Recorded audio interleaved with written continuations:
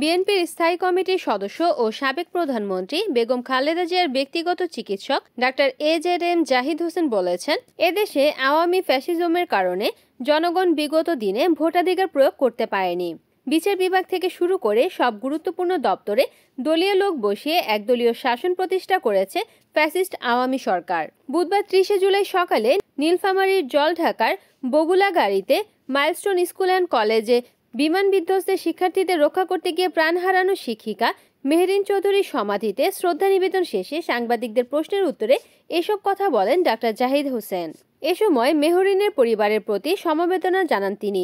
তার সঙ্গে ছিলেন বিএনপির কেন্দ্রীয় নির্বাহী কমিটির সদস্য ও সাবেক সংসদ সদস্য বিলকিস ইসলাম, নীলফামারী জেলা বিএনপির আহ্বায়ক মীর সেলিম ফারুক, সদস্য সচিব AHM সাইফুল্লাহ রুবেল সহ স্থানীয় নেতৃবৃন্দ।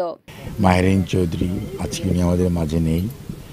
গত 21 জুলাই ঢাকায় মাইলস্টোনের ওখানে যে বিমান দুর্ঘটনা তার পরিপ্রেক্ষিতে উনি ওখানে শহীদ হয়। খালি শহীদ হয় নাই, উনি শিক্ষক হিসাবে, শিক্ষয়িত্রী হিসাবে ওনার ছাত্রছাত্রীদের জীবন বাঁচানোর জন্য উনি যে দায়িত্ব পালন করেছেন, এটা অনন্য একদিন নিজের জীবন উৎসর্গ করে উনি বাচ্চাদেরকে জীবন রক্ষা করার যে দায়িত্ব, শিক্ষক হিসাবে, মা হিসাবে, একজন সত্যিকার অর্থে আলোকিত মানুষ হিসাবে যে দায়িত্ব পালন করেছে, তার প্রতি শ্রদ্ধা জানানোর জন্য বাংলাদেশ জাতীয়তাবাদী দলের পক্ষ থেকে জলঢাকা বিএনপি সম্মানিত নেতৃবৃন্দ এবং স্থানীয় গণ্যমান্য ব্যক্তিদের উপস্থিত আমরা ওনার আত্মার মাগফিরাত কামনা করার জন্য এখানে এসেছিলাম।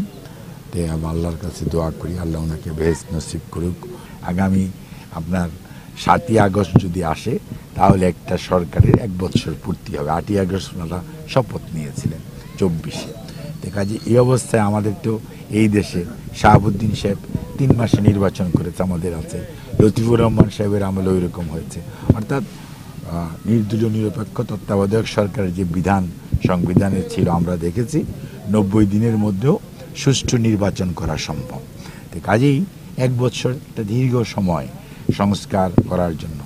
আর যে নিষ্ঠুরভাবে আমাদের ছেলে মেয়েদেরকে এবং রাজনৈতিক নেতা কর্মীদেরকে যেভাবে হত্যা করেছে, যেভাবে মেরেছে, এটা জুলাইয়ে খালি নয়, 15.5 বছর যেভাবে রাজনৈতিক নেতা কর্মীদেরকে গুম করেছে, হত্যা করেছে, মিথ্যা বানোয়াট মামলা, সর্বোপরি দেশনেত্রী বেগম খালেদা জিয়ার বিরুদ্ধে যে বানোয়াট মামলা এবং তাকে 6 বছরের অধিক জেলখানায় থাকা এবং রাখা, এবং পরবর্তীতে আইন আদালতে দেখা গেল যে উনি বেকসুর খালাস পেলেন।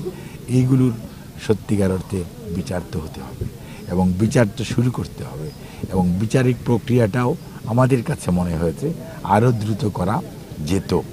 যাই হোক, শুরু হয়েছে একটু, কিন্তু এটাকে দ্রুততম সময়ের মধ্যে বিচার নিশ্চিত করতে হবে। বিচার যদি আপনি ওই যে জাস্টিস দিলে জাস্টিস ডিনাইড একটা কথা আছে, কাজে আপনি যত বেশি দেরি করবেন তত বিচারের প্রতি মানুষের অনাস্থা আসবে।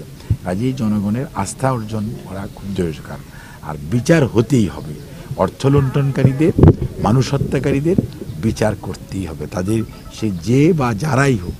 কাজে আমরা খুবই আশাবাদী যে সরকার শেষ পর্যন্ত প্রধান উপদেষ্টার অফিস থেকে ওনারা বলেছেন যে ফেব্রুয়ারির প্রথমার্ধের মধ্যে জাতীয় নির্বাচন হবে 2026-এর। আমরা এখনও আশা রাখতে চাই, আমরা নিরাশ হতে চাই না, আমরা এখনও আশাবাদী, এবং আমরা মনে করি সরকার, অন্তর্বর্তীকালীন সরকার জনগণের মনের ভাষা বুঝতে পেরেছেন, যার জন্য গত কয়েকদিন যাবৎ বিভিন্ন কথাবার্তা শোনা যাচ্ছে। তবে এখানে নির্বাচনকে প্রলম্বিত করার জন্য ষড়যন্ত্র যে আছে, সেটা গত কিছুদিন যাবৎ নির্বাচন এর জন্য কথা বলা উচিত, স্বৈরাচারের সমালোচনা করা উচিত, স্বৈরাচারের দুর্নীতি কুকীর্তি যা আছে সেগুলো নিয়ে আলোচনা হচ্ছে। সেগুলো না করে দেখা যাচ্ছে যে গণতন্ত্রের জন্য যারা লড়াই করলো সেই মানুষগুলোর মধ্যে বিভেদ সৃষ্টি করার চেষ্টা করা হচ্ছে। বিভেদ সৃষ্টি করে, অনৈক্য সৃষ্টি করে স্বৈরাচারকে ফেরত আনার এক ধরনের রাস্তা তৈরি করে দেওয়ার মানসিকতা আমরা দেখতে পাচ্ছি।